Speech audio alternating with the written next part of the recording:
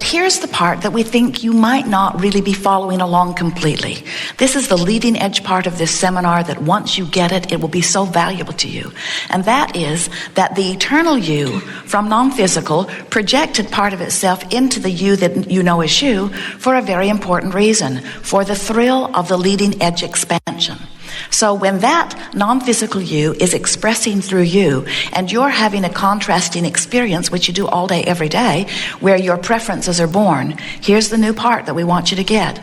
A rocket of desire is born in that moment. In other words, whenever you know what you don't want, you know more clearly what you do want. And there are all levels of intensity of that, of course, but you are a preferring fiend.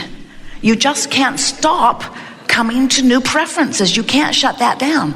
It's the eternal nature of this eternal universe. So it happens.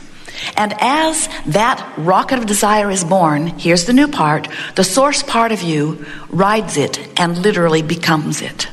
So when you prefer something, source becomes the vibrational disembodiment, if you will, the vibrational mirror or match or beingness of that which you have preferred.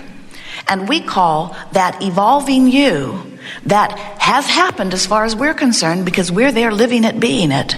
We call that your vibrational escrow, meaning it's there for you. You've made the contract, you've signed the deal, nobody else is going to walk away with it. It's there just waiting for you to come over there. And if you will follow your bliss, as Joseph Campbell so perfectly stated, you'll find it. In other words, it's over there where bliss is. The thing about following your bliss is that when you're really depressed, you can't get a whiff of it. And when someone says follow your bliss when you're depressed or when you're angry, they might as well be saying fly to the moon, because you have about as great a chance of doing that in this moment with your arms flapping as you do about following your bliss, because you cannot find your bliss from there, not immediately, but you could follow the direction of your bliss. In other words, you could go in the direction of your bliss. The thing that we want you to understand is following your bliss from a place of depression doesn't feel so blissful. It feels more revengeful. What do you think about that? Do you get it? That over there where you feel awful is your perception of disempowerment, and over here where you feel wonderful is your perception of empowerment. And these emotions, like love and appreciation, are a far cry vibrationally from these emotions and vibrations of despair and fear and depression. But between depression and joy are a lot of different emotions. Revenge and rage and anger and overwhelmment and frustration and hoping and believing and knowing. In other words, and many, many, many, many more words could be added to this depending upon what the subject of your attention is. You do have guidance, but you've got to pay attention to the harmonics within your being in order to know harmony or discord. Or we like to say, in order to recognize allowing of who you are or resistance of who you are. So you are source energy. You came forth into a physical body. Do you believe that?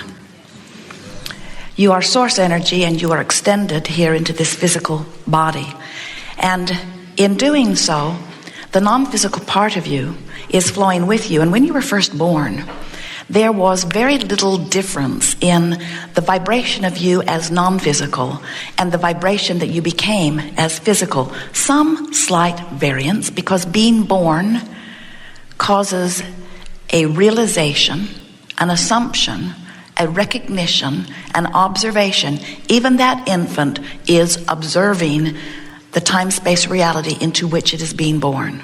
It was observing what it felt like in your belly. So now this infant comes forth into physical experience, and now there is the first opportunity, as far as you are concerned, for vibrational allowing or resisting, because now there is the energy that is really you. You know, the larger part of you remains in non-physical. People say, oh, Abraham, if physical is so great, then why doesn't the non-physical come here and be with us? And we say, that's like saying, oh, if being a toaster is so great, then why doesn't the electricity become a toaster?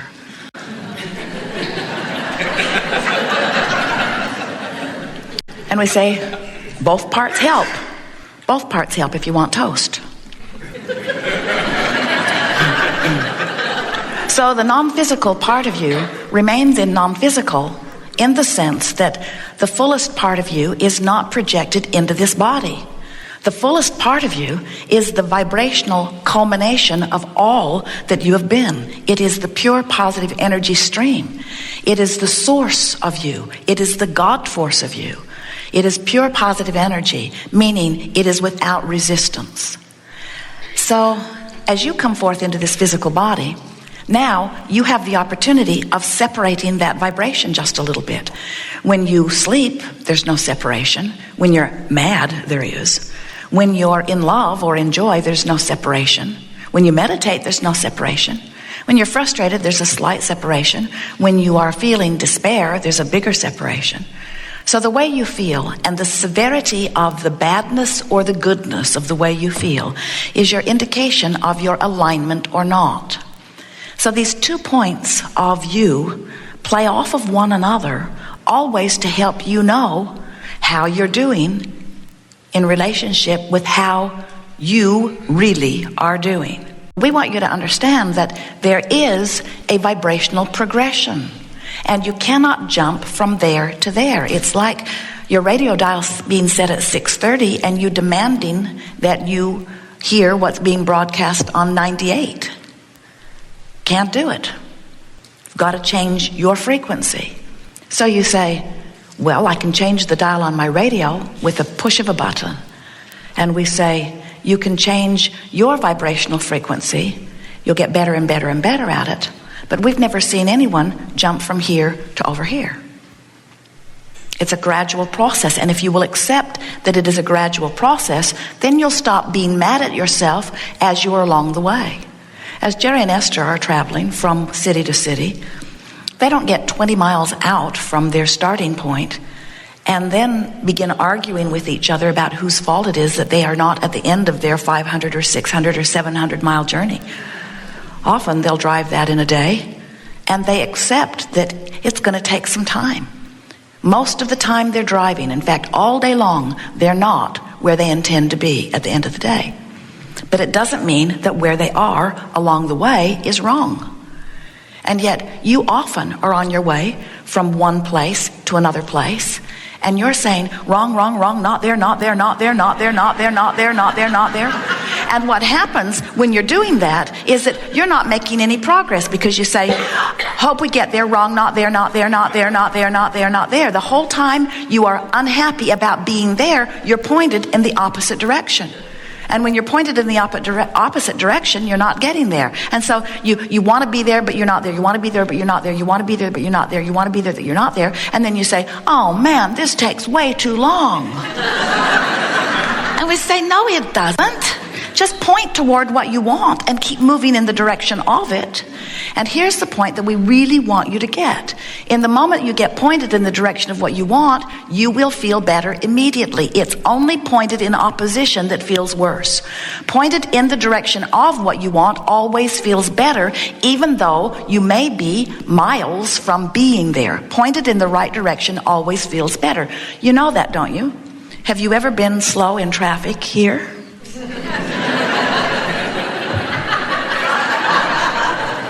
Well, it could happen. And it's not moving at all. It's not moving at all. And then it starts to move just a little bit. Doesn't it feel ever so good when it starts to move just a little bit? Because there's hope. When it begins to move just a little bit, you begin to feel hope, you see. And what we want you to learn to do is to be hopeful even when it isn't moving. Not because we want you to think that your hope will make the traffic move, but because, get ready for this, you're not used to this, hope feels better. We'd rather you're stuck in traffic feeling hope or joy than stuck in traffic feeling anger.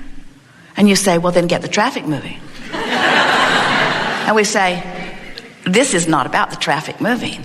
This isn't about getting you to where you think you want to be. This is about getting you to the place of feeling good wherever you are. Oh, Abraham, that's not the seminar I signed up for.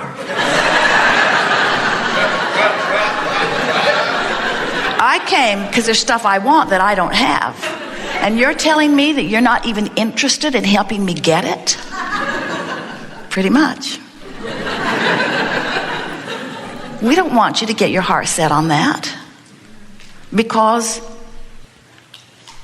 it won't be the end of what you want. And if you get fixated on the thirst or need to fulfill your manifestation, then you'll lose sight of the greatest gift of life, which is traveling from place to place. So when you get it that, oh, you'll get there. You will. You can't not get there if you point it in the direction of it and you keep moving. You'll get there. You have to get there. All you got to do is close the vibrational gap. You do that when you croak. We just want you to get there before you croak. We want you to learn that you have control over the way you feel, which means you have control over your alignment with you, which means you have control over your vibrational stance, which means you have control over your point of attraction, which means you can match what's in your vibrational escrow, which you really, really want. You've been adding to it incrementally, always. You can match it or you can mismatch it. It's all your choice. It's just that you feel so much better when you're being who you are. Sometimes we think you're like a two-headed monster. One head's going one way and one head's going the other. Extremely unpleasant. And here's maybe what we want to tell you. Try to make it sweet. The non-physical head is dominant. Go with it. But this two-headed monster, does monster offend you? Good. This two-headed monster that you are, the source energy part of you, is dominant because it knows the well-being of your being. But then the head of the monster that is you came into the physical wanting to explore the contrast and really wanting a variety to choose from. And so that part of you is exploring and deciding. And what we want you to understand is that while the non-physical head of the two-headed monster is the dominant one, you're the one calling the shots from this perspective. You're the one that is on the leading edge. You're the one that is exploring the contrast, and you are the one making the decisions. And the source energy part of you is saying, you should know, friend, you're out there on the leading edge. You're deciphering it fully. And I trust you completely in your choices, because no one would know what you want more completely than you right there where you stand.